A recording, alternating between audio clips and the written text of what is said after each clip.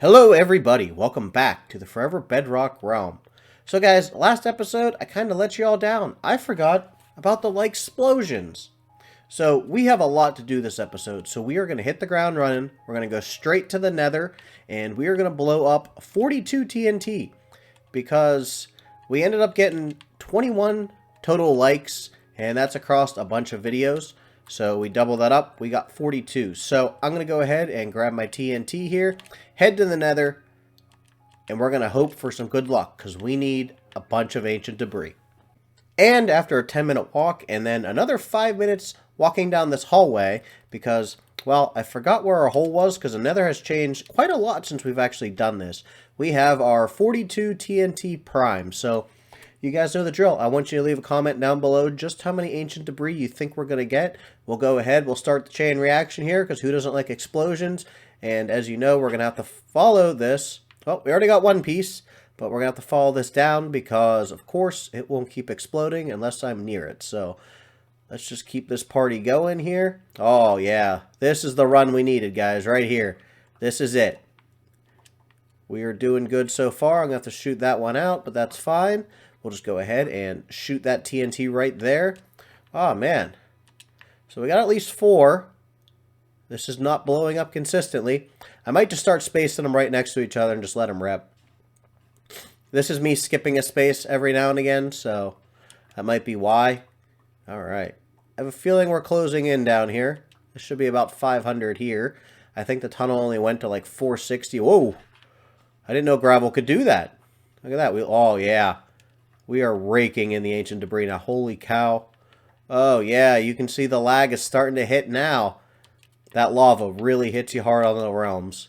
Alright. So I do believe that was it. Let me just go ahead and safety this up a little bit, and we'll double check the end of the tunnel. But it seems like we got a lot of ancient debris, and that is something, like I said, we definitely needed because we have been struggling these past few episodes to find enough. And yes, it does look like that was the end of our TNT. So I'll go ahead and I'll calculate how many we got, and I'll be right back with you guys to share the results. Well, now, for those of you keeping track at home, we ended up with 10 ancient debris, which I think is one of our best runs as of late. You know, we have been struggling finding the ancient debris. I also got myself 19 gold to go ahead and, you know, make those into bars. So let's see how we're doing so far. So we have 3 blocks, 5 ingots, and 1 scrap. So we're going to get 2 more ingots out of this, and then we'll have 3 pieces of scrap. So it's not too bad. Would like to be doing better, but it is what it is.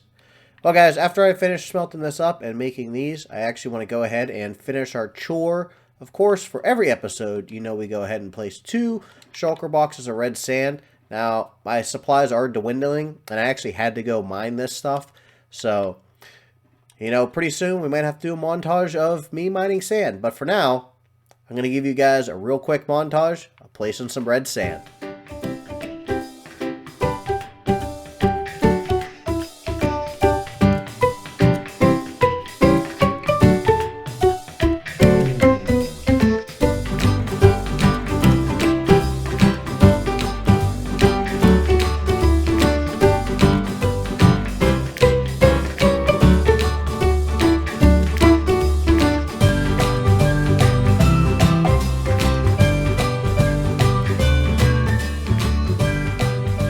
Well, guys, I hope you enjoyed that little time lapse. We did manage to get a lot of red sand down. So let's go ahead and check out our maps, because you guys know I love to update maps, and you know, I think you guys enjoy it too. So what we worked on, I believe, is on this map here. Okay, we are too far away to get it to load in. But you guys can kind of see now the red is starting to overtake the map. And I keep walking into chests, and now I'm going to walk into cactuses, because I don't know where these ones are. Ah, this is a horrible... This should be like a challenge. Walk through a cactus field with a map in your hand. Alright, so you can kind of see where we ended. I thought I had to not go as far over, but evidently I didn't go over far enough. But hey, you know what? Live and learn, right? Alright, so let's go ahead and drop this map down here. Now, we also went ahead and I filled in some of this map also. So let's go ahead and take a look at that too. So we'll just go ahead and fly on out of here. And there we go.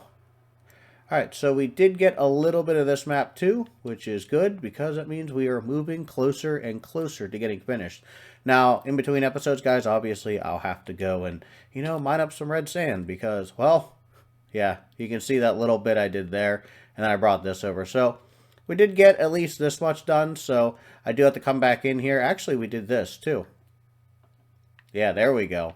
Now that part updated. Yeah, no, that side's all covered. So, like I said, here we're just going to go ahead and put netherrack and the crimson nylium in there and make it look all red, kind of like we did over here. And then just continue our red sand, and then over here, I think we might just put a piranha plant from Super Mario Brothers. I mean, why not? I mean, it looks cool. But now, guys, we are going to get down to the meat and potatoes of the episode. And that is, of course, our subterranean section.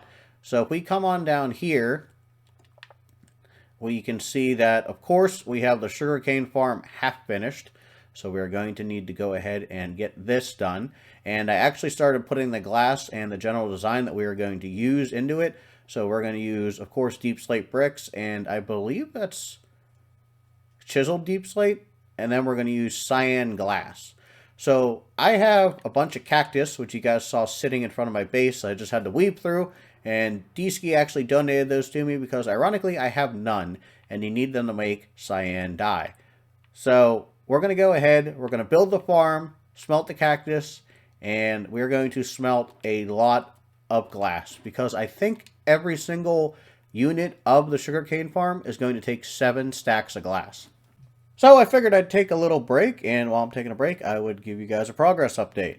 So, behind me, you can see that we have this section completely glassed in. And over here on this corner, over here on this corner, I don't know if I'm going to close this in or just continue this into the next farm. So for now, I'm just leaving nothing there. We'll just, make that work. And then, of course, we got almost all the way to the top. I'm seriously, maybe a stack of glass short from finishing the second cell. And then we went ahead and we got all the redstone pistons and observers in for the third cell. And, of course, we still have to build the fourth cell, which, I mean, really isn't that much, right? Now, the biggest thing slowing me down right now is waiting for the cactus to grow because I'm trying to, make as much dye as I can at once, but at the same time, I also have to save some cactus. Oh, we just saw a harvest, and there we go. Look at that. All right down there. So, I guess I should show you guys how much sugarcane we've actually gotten. So, I've only been around here an hour, and, I mean, we basically have half a chest in an hour. So, I mean, this farm definitely produces, and that's not counting these, because these actually haven't harvested yet, neither has this side. And when it does, it just goes on the floor. So, I mean, that's not even a full farm at once.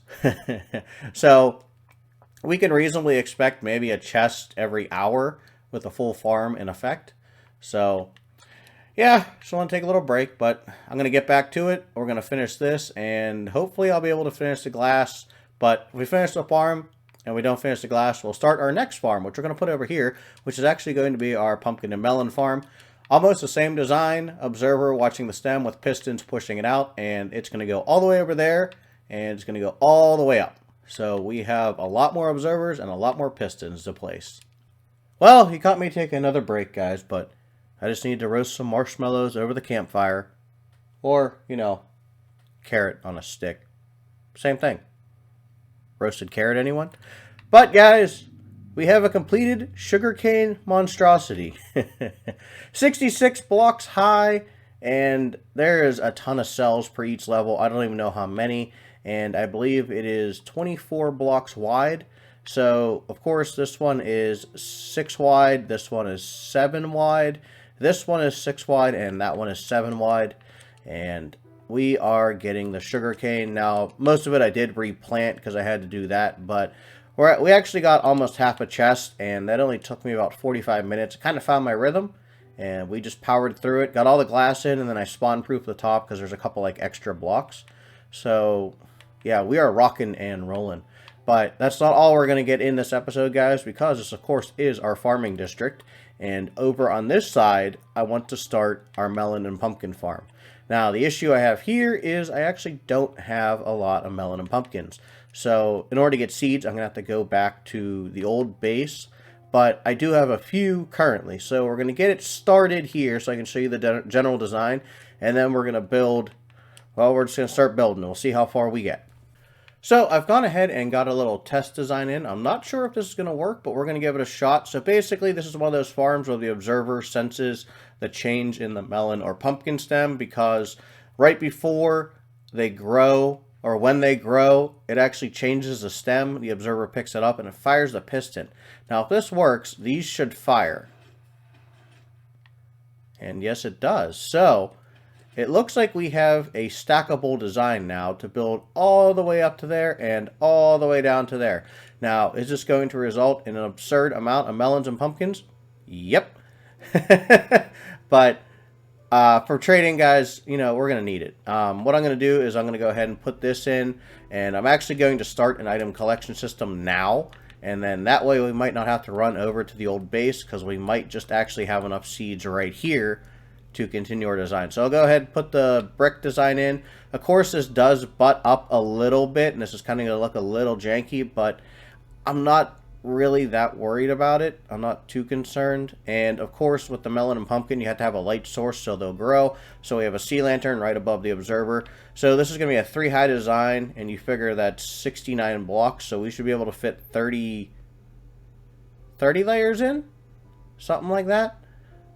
20 some layers, and I think this was close to like 18. So we'll actually get a few more pumpkin and melon in. So let me get the brick in, and then I'll get a few more of these cells in, and then hopefully they'll start growing, and then we'll just be able to truck on through, and we'll try to get, let's say, like 4 or 5 layers in this episode. Well, guys, you didn't catch me taking a break this time. I have actually been working a lot. And we actually have 3 complete layers of the pumpkin and melon farm in.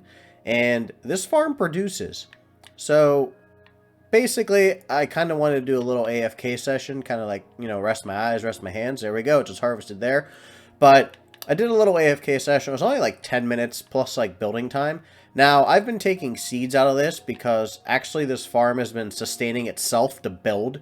That's how fast this farm works. So if we come down here and look in this chest, we have almost 4 stacks of melons and a half a stack of pumpkin. And over here we have 40 pumpkins and almost 3 stacks of melons. So, I mean, this farm is insanely quick.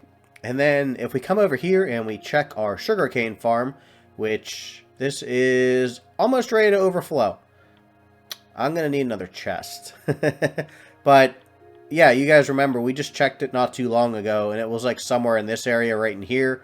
And just from building the melon and pumpkin farm, we've almost completely filled up the chest, and it just harvested again. So this farm produces, and we are going to get tons of resources for trading, which I need a ton of emeralds. I haven't figured out what for yet, but we need a ton of emeralds. So I'm going to make one final push here, guys, to try and get, of course, another 2 or 3 layers in.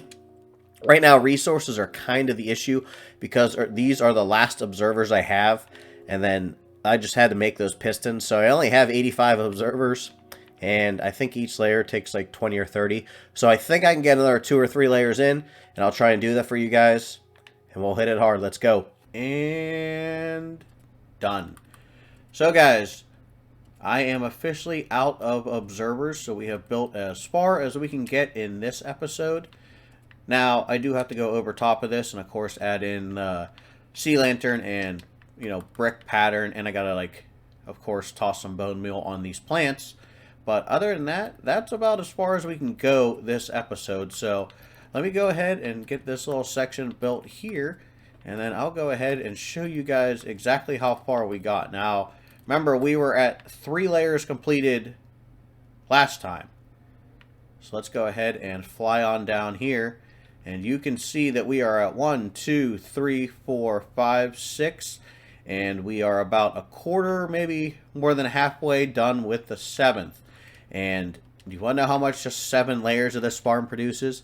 Because it's kind of insane. So just from building this, and this hasn't taken that long, we have gotten almost 2 stacks of pumpkins and at least a stack of melon blocks. And in this one, which this is a slower side, we got almost 2 stacks of pumpkins and once again almost a stack of melon blocks. And this farm is nowhere near completed. So I am loving the amount of resources we are getting this season. But guys, to end the episode, I actually want to go start trading away some paper because I've been trying to keep up with the chest and it kind of looks like I kind of got back to it, but I've been storing it over here. So I'm going to go ahead and grab a whole bunch of sugarcane, turn it into paper, grab as many shulker boxes as I can, and then D-Ski actually has a trading hall set up already, and he has all of the librarians. So we're going to head over there, and we're going to see just how many emeralds we can actually get to end this episode. So, of course, D-Ski has this area kind of a little bit hidden away, just kind of protected from mobs and everything. So we did talk it over, and we are not doing a normal villager trading hall like a community one, mostly because everybody this season is building a trading hall. So there's no need for a community one, but we are going to go ahead with the iron farm, which we are actually going to be building next episode. And of course, we already had the groundwork laid out, so it's just a matter of getting the villagers. Now, if we come in here, this is actually heading inside of D's base, and he has been really busy, as you can tell. So if we come down here, of course, we have all of the villagers. I hope he has a crafting table around here. Yes, he does. Okay. So if we go ahead and plop all of our sugarcane down, we of course have to turn this all into paper. So I'm going to do a real quick sped up time lapse here, guys, and we're going to see just how many emeralds we get out of this.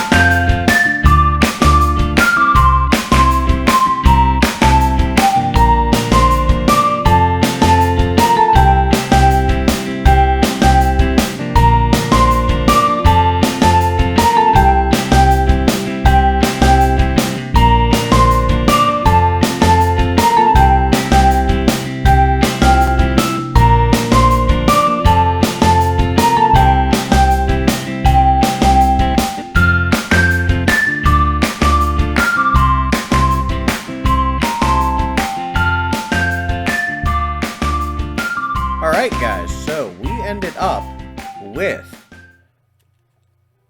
27 emerald blocks and 8 actual emeralds. So if we go ahead and convert that all the way back to regular emeralds, that means we got almost 4 complete stacks of emeralds just from paper. Now, D-Ski's trading hall isn't complete.